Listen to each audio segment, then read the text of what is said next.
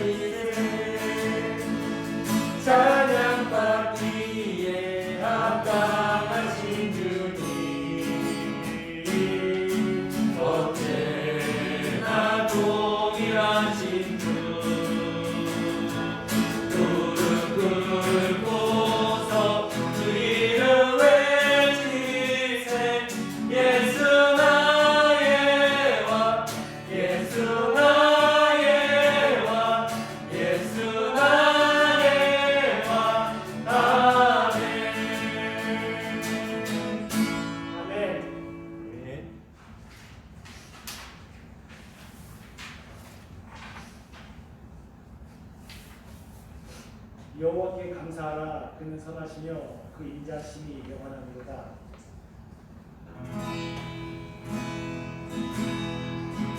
두 손 들고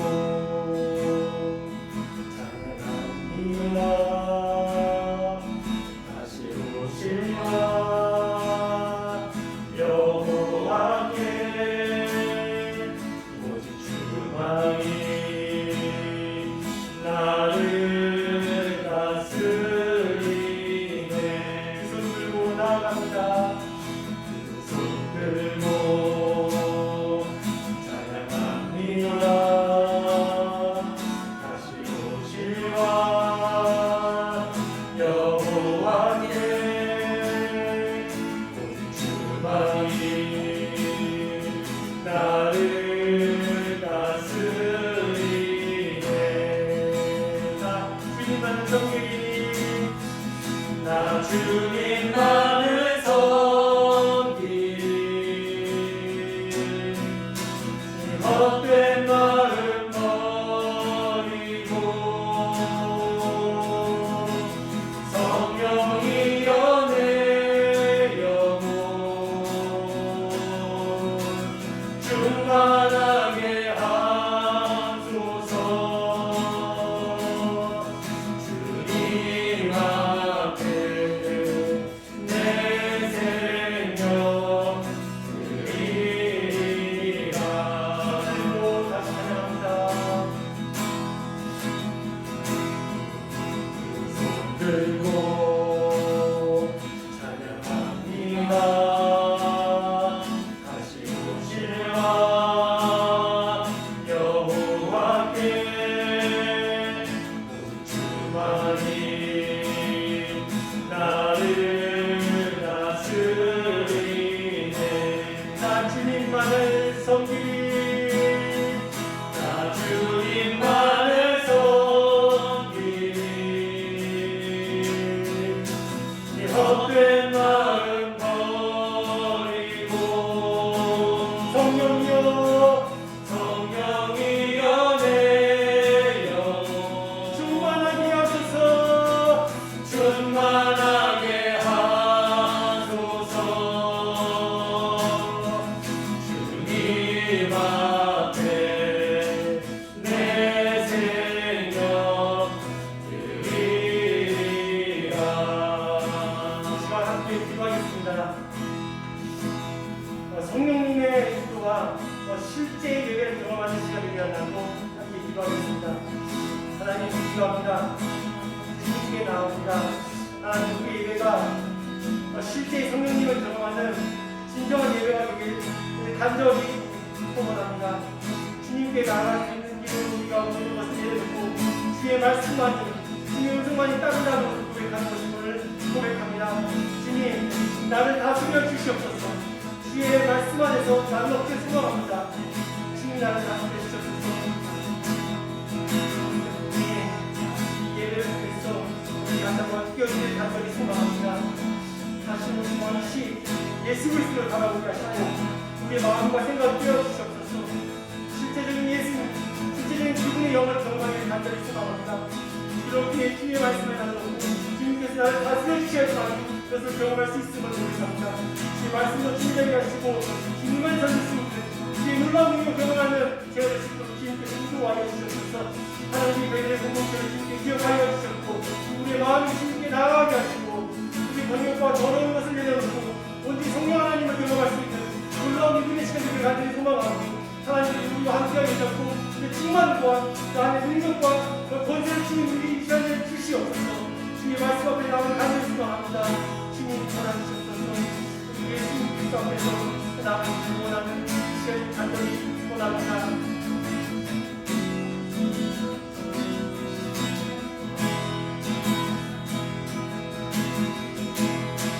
나 주님만을 섬기리.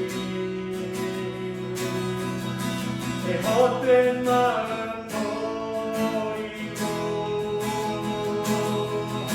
이 성령이여 내 영혼 충만하게 하소서. 충만하게 하소서.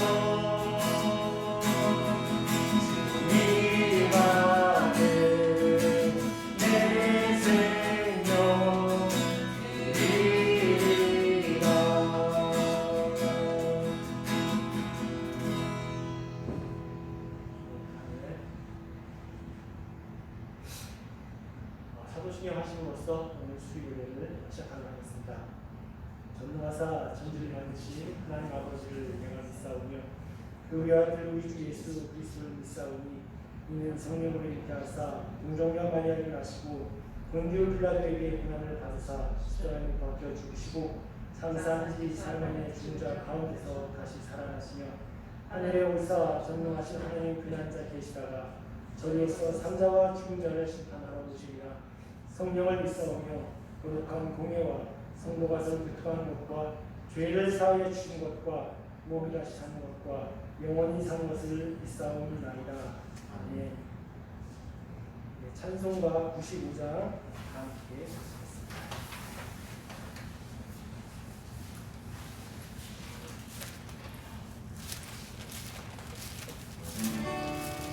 나의 기쁨 나의 소망 되시며 나의 생명이 되신 주 밤낮 불러서 찬송을 드려 늘 하신 마음 주일세 나의 사모하는 선한 목자는 어느 꽃다운 동산에 양의 무리와 늘 함께 가셔서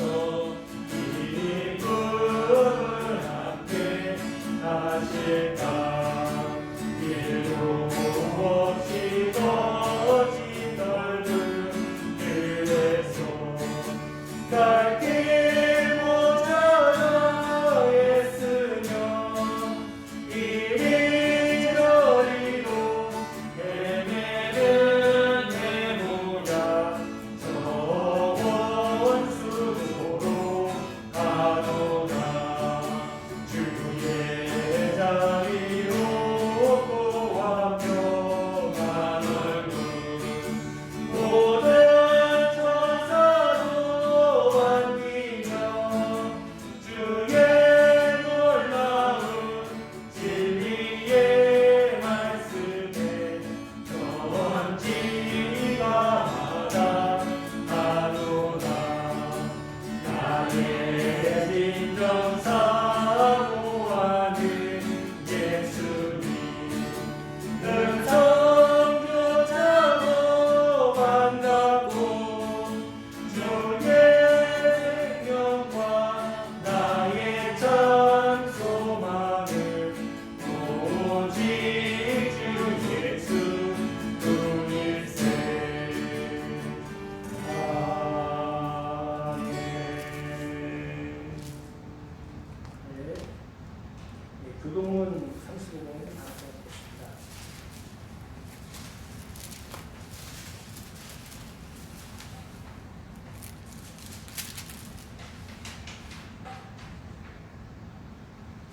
만군의 여호와여 주의 장막이 어찌 그리 사랑스러운지요. 내 영혼이 여호와의 공적을 사모하여 수약하며 내 마음과 육체가 살아계신 하나님께 부르짖나이다. 나와 나의 하나님 만군의 여호와여 주의 재단에서 참새도 제집을 얻고 제비도 새끼를 보금자리를 얻었나이다.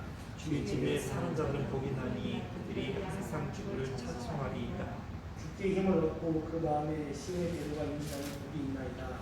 그의 눈을 골짜기로 지나갈 때에 그곳에 많은 샘이 있을 것이며 우릉비가 복을 채워주나이다. 주의 궁정에서의 하늘이 다른 곳에서의 천년보다 나은지 악인이 장막에 사는 것보다 내 하나님의 성전 문지기로 있는 것이 좋사오니 만군의 여호와여 주께 의지하는 자는 복이 있나이다. 아멘. 찬송가 383장 함께 찬송하시겠습니다. 383장입니다.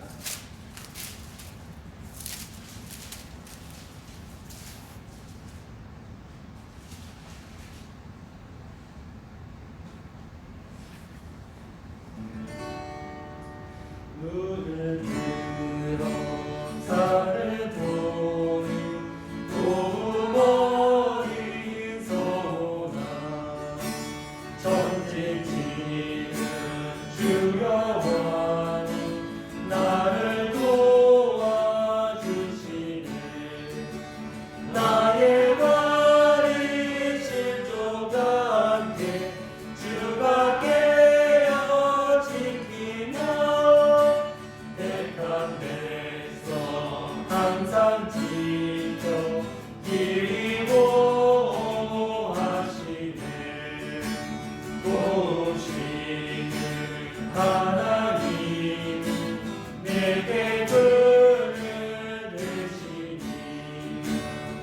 낮의 해와 밤의 달이 너를 상치 않겠네.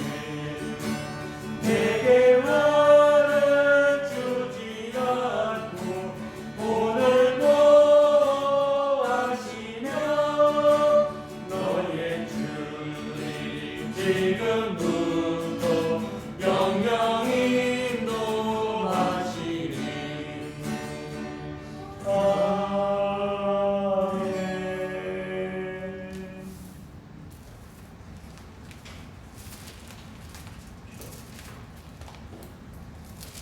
네, 오늘 함께 볼 하나님의 말씀은 누가복음 8장 40절에서 48절 말씀입니다.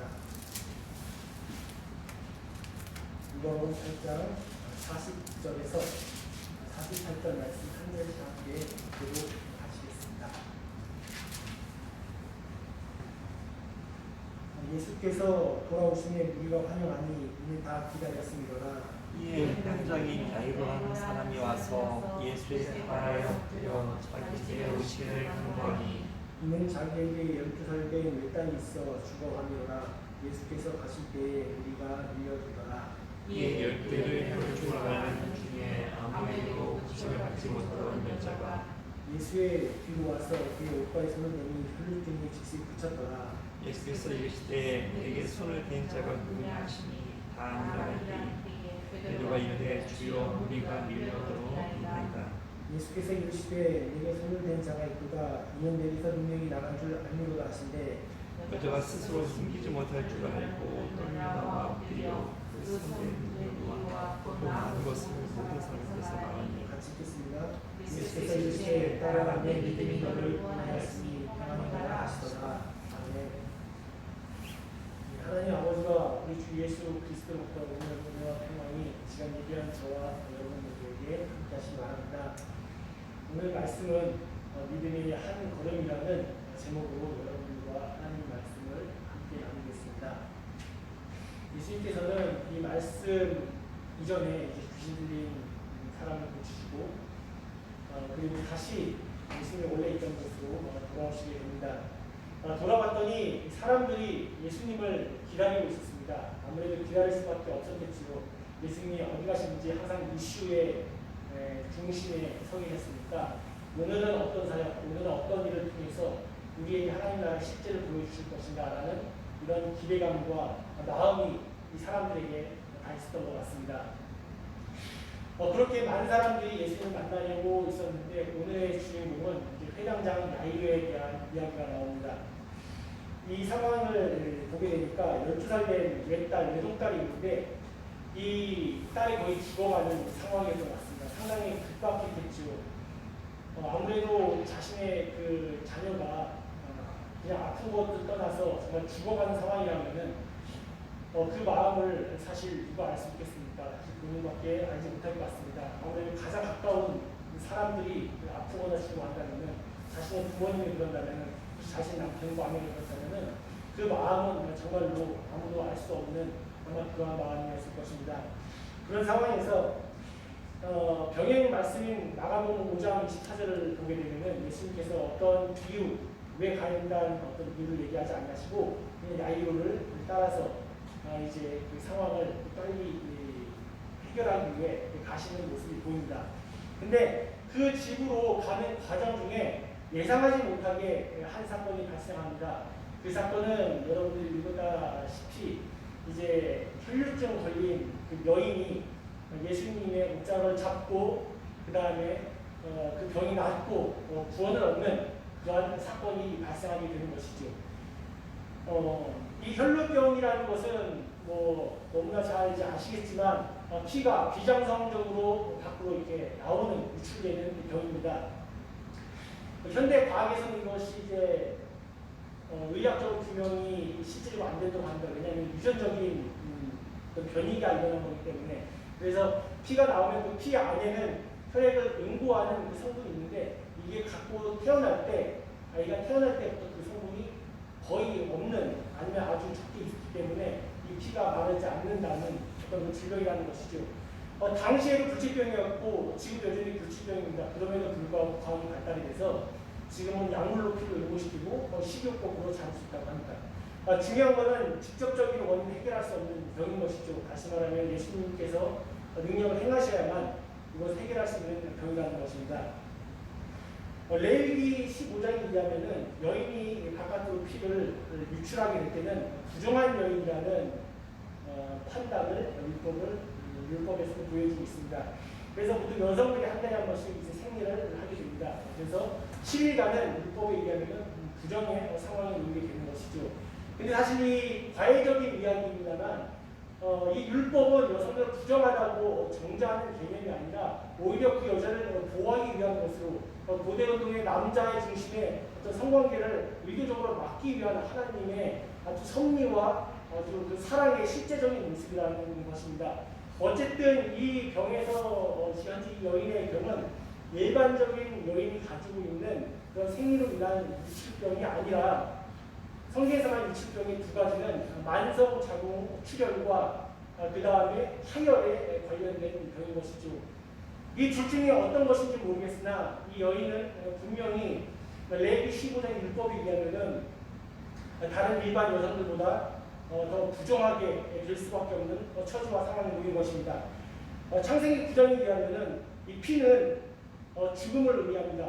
죽음이라는 것은 죄와 연결되는 것이죠. 따라서 이 여인의 주변에 있는 많은 사람들은 이 여인이 한 해도 아닌 두 해도 아닌 12년 동안이나 이 오랜 시간 동안 이러한 병이 있었기에 이 여인에 대한 사회적 시선은 사실 좋지 못한 시선을 갖고 있었다는 것을 충분히 생각해 볼 수 있습니다. 이 여자는 육신적인 병도 있었지만 마음에 사실 병이 있었던 총체적인 약함이 놓여 있었던 여인이라는 것을 생각해 볼 수 있습니다.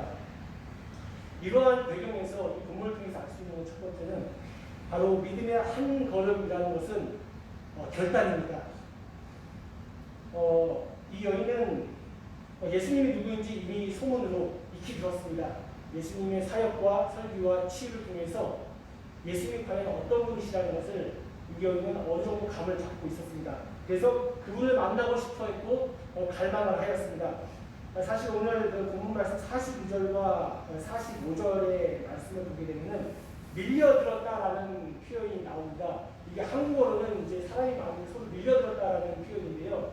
이 원어에 살펴보게 되면은 42절은 질식시키다 그리고 숨막히게 하다라는 그 원어의 뜻이 사용됩니다. 미완료 형으로 사용됩니다. 45절에 밀렸다라는 그 표현을 보게 되면은 비집고 들어가다는 뜻으로 뉘앙스가 사용되고 있고 그 다음에 현재형으로 사용되고 있다는 것입니다. 그래서 누가는 이 현장감을 살리기 위해 그 사람들 사이를 지나가는 아직 미완료된 그 상황의 단어를 사용을 하고 45절에는 현재 이 비집고 들어가시는 모습을 그려내고 현재적인 것을 초점을 맞추기 위한 단어를 사용했다는 것이죠. 이러한 상황에서 이런 긴급하고 밀집되고 어려운 상황에서 이 여인이 예수께로 나아가는 그 결단은 사실 보통 어려운 결단이 아니었던 것입니다. 그 이유는 첫 번째 예수는 유대인 남성입니다. 유대인 남성에게 이 사회적인 안 좋은 시를 가지고 있는 여인이 남모를 유대인 남자에게 손을 댄다는 것, 터치한다는 것은 지금의 상식으로 이해가 되지 않겠지만 그때 당시에는 그런 얘기였습니다. 두 번째로 이 여자는 사회적인 시선을 받는 그런 여인이었기 때문에 쉽게 예수님께 나아가기는 어려웠을 것입니다. 세 번째로는 여기서 나오는 사실 그 회당장은 어떤 포지션이 있는 사람입니다. 당시 회당은 하나님의 말씀이 선언되고 그리고 지역의 교육적인 기능을 갖고 있는 위치로서의 회당이기 때문에 당시 11명이 회당을 관리하였습니다. 그 중에 이 관리자가 8명인데 8명을 관리하는 사람이 3명의 회당장이 있습니다. 그 3명의 회당장 중에 한 명이 야이로라는 사람이었던 것이죠. 이 여인은 야이로와 같은 포지션을 갖고 있지 않았기 때문에 쉽게 가서 예수님을 만나기는 더더욱 어려웠을 것입니다. 마지막으로 이 여인은 12년간 총체적인 연약함에 시달렸기 때문에 그래서 마음이 연약하면은 우리의 행동이 제약을 받게 되고 위축되기 때문에 더 나아갈 수 없었던 것이 우리가 가지고 있는 보편적인 기준에서 설명될 수 있는 내용일 것입니다. 병행본문인 그 마가복음 5장 26절에 보면은 이렇게 나옵니다. 12년간 많은 의사에게 괴로움을 받았고 가진 것도 허비하였을 때 아무것도 효용이 없었고 오히려 더 중화해졌다라는 내용이 나옵니다. 사실 이 여자가 가만히 있었던 게 아닙니다. 이 병을 고치기 위해 부단히 노력을 많이 합니다. 자신의 재산을 다 털어가지고 병을 고치기 노력을 하죠. 사람에게 사실 가장 중요한 것은 그때 당시나 지금이나 동일한 것은 예수께고 돈이 가장 중요합니다. 그리고 자신이 가장 중요합니다. 자신이 가장 중요하다는 얘기는 자신을 위해 시간을 쓴다는 것이죠. 이 돈과 시간이 가장 중요한데 이것을 다 부었으나 해결을 받지 못합니다. 결국 그녀는 이러한 상황에서 분명히 부모에 대한 원망도 있었을 것이고 자신에 대한 깊은 절망도 있었을 것이고 사회에 대한 부정적인 어떤 탄식과 외침도 분명히 있었을 것입니다. 그렇게 그녀는 소문으로만 들었던 예수님, 기적을 베풀었던 예수님, 다른 사람을 고치셨던 그 예수님이 자신의 예수님에게 간절히 갈망했던 것이죠. 이러한 고난을 통해서 예수님께 분명히 문제 해결의 열쇠가 있다는 것을 그 사람은 마음으로 깨닫게 됩니다. 그래서 마태복음 9장 21절과 같이 내가 예수의 옷자락을 만져도 병이 나으리라 하노라 라는 고백을 하게 됩니다.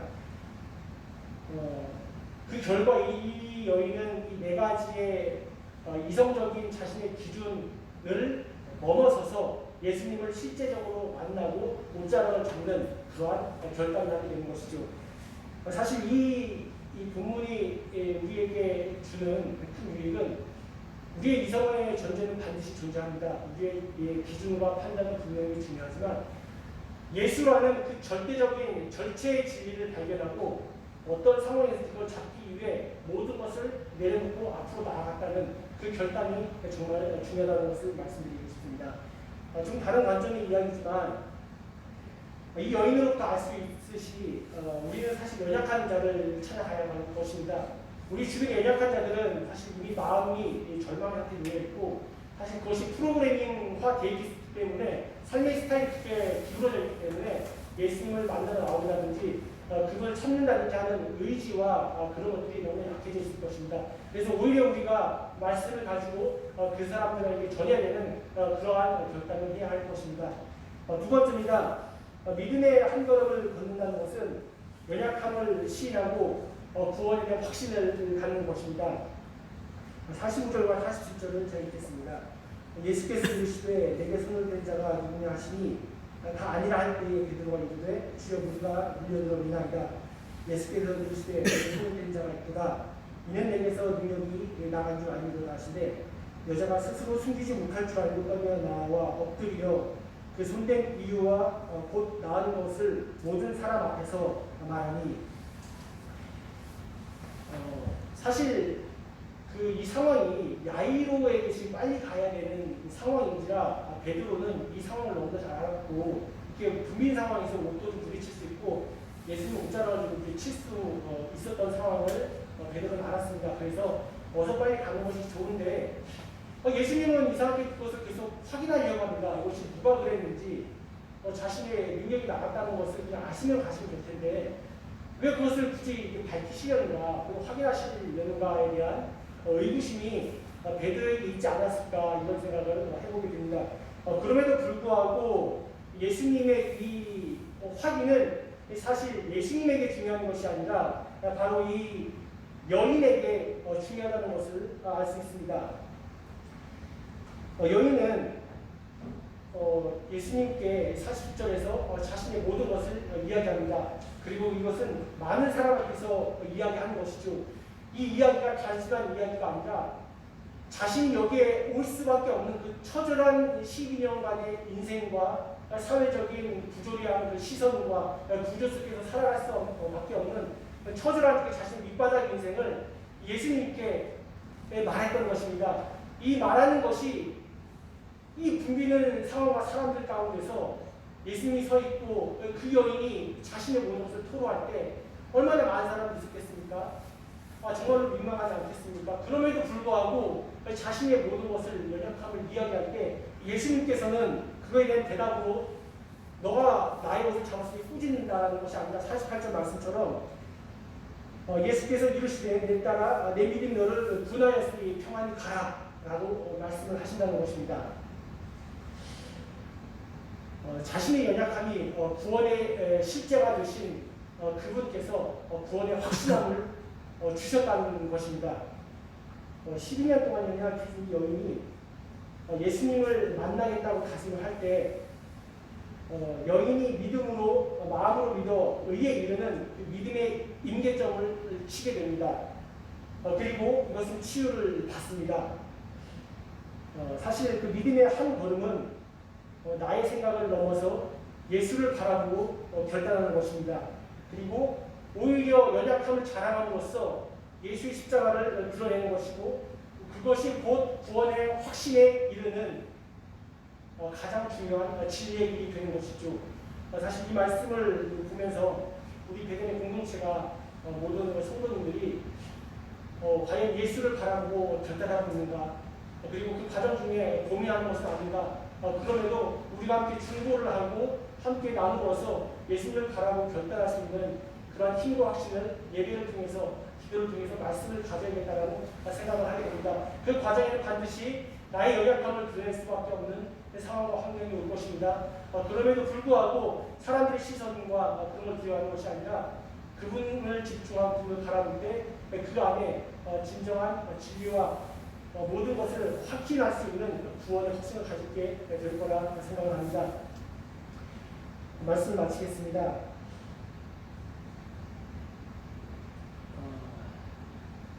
사실 구원이라는 것이 너무나 동떨어진 개념이 되는 것인 것 같다는 생각을 많이 하게 됩니다. 구원은 관념이 아니라 정말 실체입니다. 그래서 이 말씀과 기도를 통해서 하나님 오늘 나에게 주실 구원의 생기는 무엇입니까? 라고 고백할 수 있는 실제적인 이 여인과 같은 고백이 이 여인과 같은 연약함을 말할 수 있는 저와 여러분이 다들 되었으면 좋겠습니다.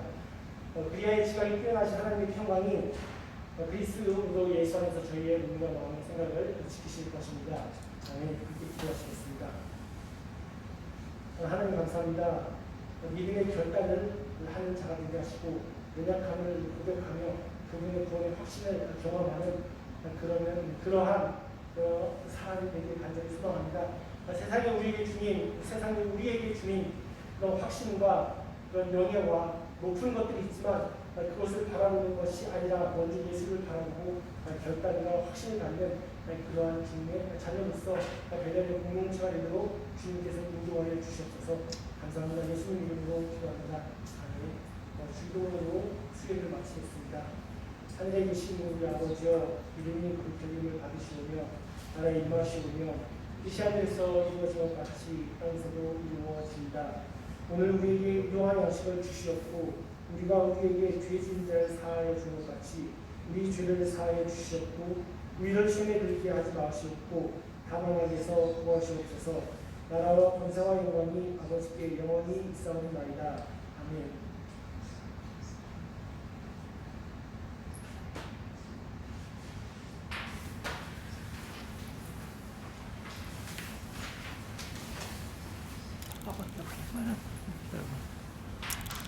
뭐야 돼?